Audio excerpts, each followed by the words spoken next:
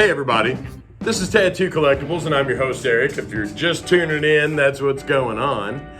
Today we've got a Lyle Tuttle episode for you. I've been promising this one for a while, and I figured since I took the last couple of weeks off, we should probably get to it this time. So I'm going to show you a bit of my Tuttle collection, not nearly all of it, but I'll show you what I have on the walls and I'll explain why I put those up first. But first, we have a What's in the Mail. The What's in the Mail today is going to kind of tie in, so stick around. What's in the mail?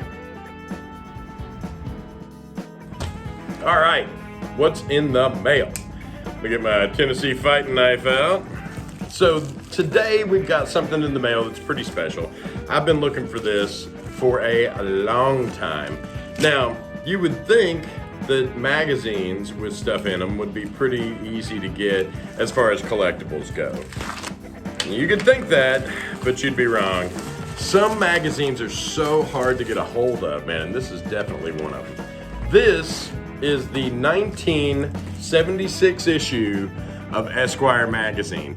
Now, on the cover, and I'll show you better pictures of this, on the cover, there is a woman with a tattoo on her posterior, and it is for the very first tattoo convention ever, which was held in Houston, Texas. And yeah, it says Admit One Texas Tattoo Convention, and it's got it right there on her posterior. Now, inside this there is and I haven't seen this yet. You know how I am. I always wait until I'm filming to show, because I like the surprise too. Now, in this, right off the bat, we see a bunch of people that we know and love. There's Elizabeth Weinzierl in the middle. Who's this handsome guy over here? Yeah, that's C.W. Eldridge as a young, almost Gallagher-looking man. There's a ton of people. Now here's some pictures of what's inside. This is Lyle Tuttle, and there's Bill the Beachcomber, and there's just a ton of stuff in here. But one of the things in here, and I haven't come across it yet, but I am looking now, was one of Tuttle's favorite pictures. There it is. This was one of Tuttle's favorite pictures. He told me that this one was the one that he really dug from this article. And I thought, man, that's so neat. And then when we went to the Lyle Tuttle 70th, I'll show you here in a minute what we got and how much he did enjoy that picture. So this is the 1976 summer issue. Let's see, it came out in June 1976. Now, this one is in mint condition. It's got no stickers on it. I take that back. It's got a resident sticker on it. But other than that, this is a perfect magazine. It looks like they may have thumbed through it and then put it away. Somebody may not have even thumbed through it. The spine's still intact on this one. So, and originally I was gonna cut this into a display, but now that I see it, I don't think I'm gonna. Now this one, I ended up paying about $15 for this one.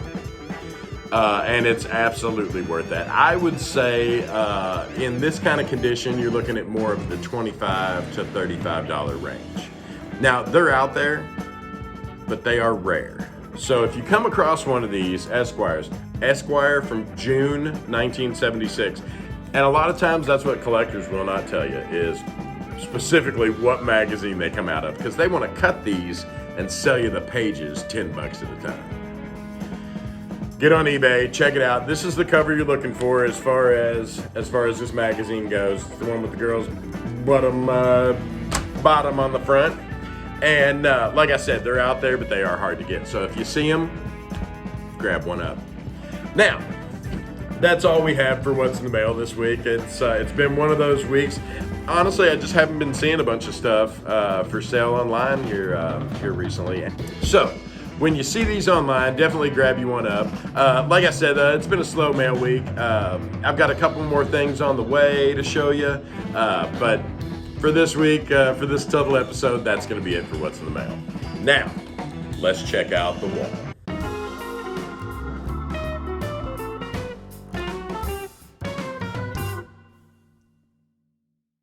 All This is my display wall here in the shop. Now you all have seen me film in front of this wall before, and I'm sure that a lot of you have been like, what's all that stuff?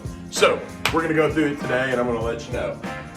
This picture right here is the picture that we just saw in the Esquire, 76 Esquire Magazine. Now this is from the 1976 Tattoo Convention in Houston. Tuttle loved these so much that he had a bunch of them made for his 70th retrospective, and he autographed them. And that's where we got this one. Beautiful 11 by 14. It's a bigger reproduction of what the picture actually was. Now, something like this, you're looking at about $250 to $300 to get one of these now with the signature on it, because unfortunately we no longer have Tuttle with us.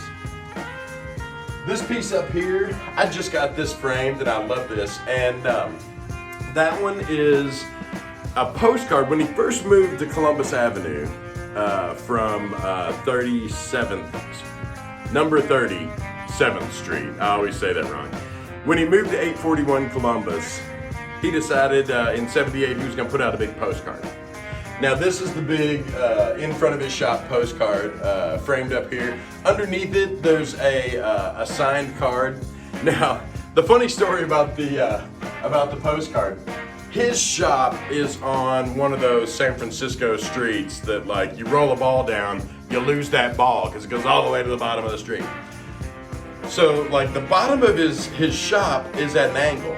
Whoever cut these didn't cut them straight.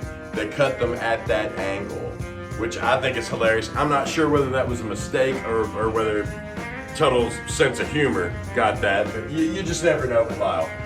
But that's it's an original postcard, and then below it, it was one of those fold-up cards that he put out.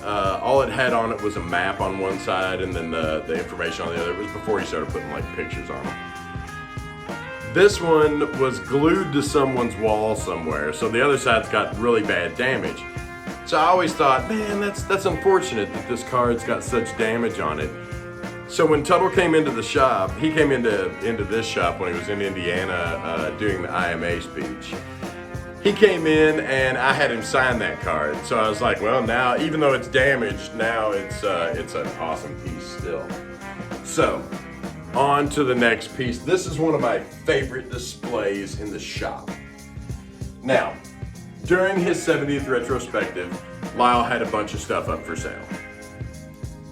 Not the least of which was the return of his jewelry designs. Now he did 4. I bought 3 of them. Now, this one is a tiny little skull.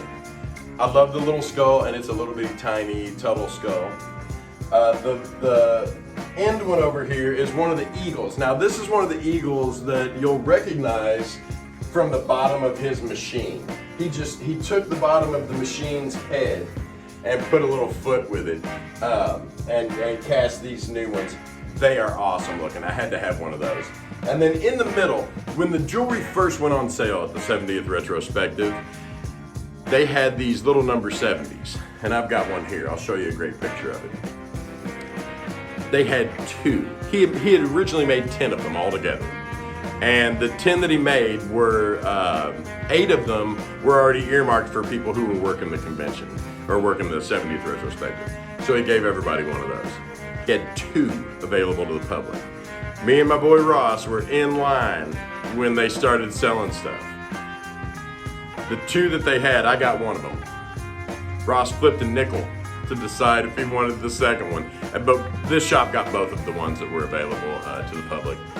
Super jazzed about that. And then in there, I've also got the postcard that they were selling and the ticket to the 3-day event, and mine is punched 3-day. Usually the ones that are unpunched were extra tickets that the Lyle Tuttle collection is either selling or giving away with other stuff right now. They're still cool to have. I've got an extra one of those too. It came with some other stuff. But to have one of the punched ones and know that you were at that place at that time is awesome. And then what I did, because the back of this had all the information about the 70th, I went to a local print shop, that's all I'll say. I went to a local print shop and I had them reproduce the back of it so I could display them both at the same time. That's a great way to display if you've got things with two sides to them. Like sometimes you'll have a piece of flash with a signature on the back, or a photo with an explanation on the back. Take it down to your local print shop, just have it printed off, and then you can display both sides. Now when you go to sell it, obviously you don't want to sell that as the original, but you want to let people know. So the next thing on the Lyle Tuttle shop tour is the Bobby Mannix picture from the Mannix collection. Now this is a gorgeous picture. There's only 100 of these in the world. This is one of them.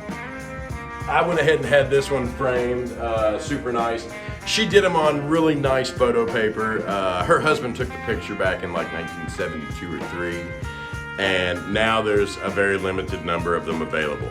Definitely pop on one of these if you see them. They're still on eBay. They're like 125 bucks.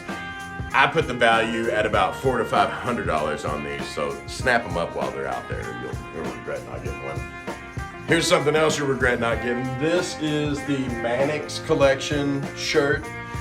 Now the Mannix collection shirts, if you go back and watch the Tuttle shirt episode, there's only 15 of these in the world. She was selling them for $300 a shirt, which is extremely cheap. Now this is the 1978 reissue.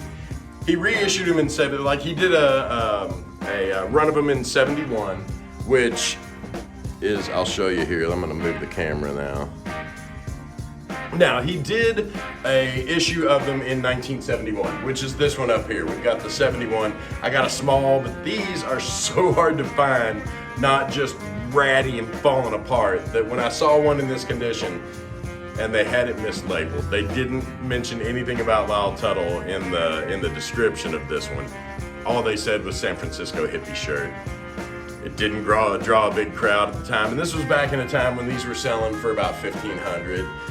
Now they're selling for about $25. But the 71 first issue, that's the coveted issue. On the tag, it'll say Columbia House or Columbia Wear.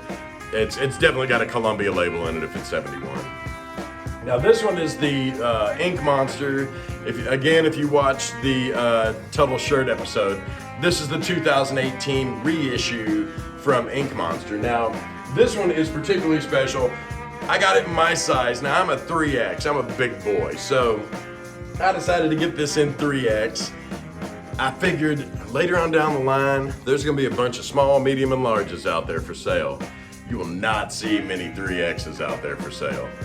And this one still has its original tag that was autographed by Tuttle in 2018. Now, back to this one. Now, this one is the 1978 reissue. Tuttle sold so many of these 71 issues that in 78, the demand was super high for him again, so he did another run. Now, he did a run of 100. This time he did, instead, like this one is a screen printed shirt. This one is a dye sublimation, so this one's a dye sublimation as well, which means they're super flat and you can't feel where they're printed. The one that did the dye sublimation on this, he ordered 100 of them, wasn't real happy with them. And of this run, gave 15 of them to Bobby Mannix. So this is one of the 15 Bobby Mannix mint condition, new old stock shirts. Now if she starts to sell these again, definitely get you one. They're well worth having and they look great. Now they do have some color variants on them, and that's what differentiates this stuff, is the color variants. So that's what I've got in the shop right now, framed up and of my Tuttle collection. Now the rest of it is in a binder, and the binder is literally this thick. You'll start seeing more of the collection as I get it framed and up on the wall. I hate to just flip through a book with people. And a lot of the stuff you've seen come up on a What's in the Mail episode here and there. So that is what I have today for the Tuttle collection that's in the shop. Hopefully you've enjoyed the tour today. Now, as far as prices go, I already told you about this one. They're worth nothing if you knock them down and break them, let me tell you. On the necklaces, the skull and the eagle, you're looking at about $350, $450 each. The 70, I'm gonna go ahead and put a conservative estimate on that of $1,200 for that necklace. Like I said, there's only 10 of them in the world. There was only 2 available to the public. So, the Bobby Mannix, you know the price on that already. I went over that on the other show, as well as the shirts. Now the shirts are definitely going up in price, and they're definitely becoming harder and harder to find, except for this one. This one they're doing reissues of right now, and you should be able to get them for about 200 bucks. Go ahead and pop on it. There's nothing wrong with those shirts at all. This is going to be the one in the future that's going to be worth what these are worth now. This one you're looking at about, I don't know, maybe $1,000, maybe $1,500. This one you're looking at $2,500 to $3,500 if you can find them. And right now, they're almost impossible to find. So if you do find one, grab it up. That's what we've got for you today. You know what? I've got one more piece down here, but I'm not going to show it to you. I'll show it to you another time. So that's what I've got framed up and in the shop. Got a ton more. So that's what we had for you today on Tattoo Collectables. Hopefully you've enjoyed this show and maybe learned a little something along the way. We appreciate all of you tuning in and subscribing. By the way, if you've gotten this far in the video, go ahead and hit the like and subscribe button. It definitely helps us in the long run and in the short run. So if you would, go ahead and hit the like and subscribe for me. That'd be awesome. I kind of wanted to explain, you know, I know I've been gone for a couple weeks. Things started rapidly moving here in Indiana, so I had to put the show on hiatus for a couple weeks and get ready for the shift in business we were about to have. We had to put some things in place here in Indiana to keep everybody safe, and most of the customers are very well responding to it. So we're really limited as far as who we're doing and what we're doing. But I had to get all that in place. That's why the 2-week hiatus. And hopefully all of y'all out there are making similar plans for when your state reopens. Go ahead and get your procedures in place now before you open. It'll become a lot easier once you do. Now, what we had to do is we set up a way to take online appointments, online deposits, online consultations, and then they're limited to come in the shop just by themselves. Everyone wears a mask, both artist and patron, and we check to make sure that you don't have any symptoms on your way in. All this stuff is easy to set up. It just takes a little time. So that's where I've been and what I've been doing during the last part of this. So that's all we have for you this week. Hopefully you've enjoyed, and until next week, I want y'all to stay safe. I want y'all to be cool to each other. And I want y'all to keep on collecting. Hey everybody, thanks for watching, and please hit the subscribe button down below and check out these videos. We've worked real hard on these too, and I think if you enjoyed this one, you'll enjoy those too.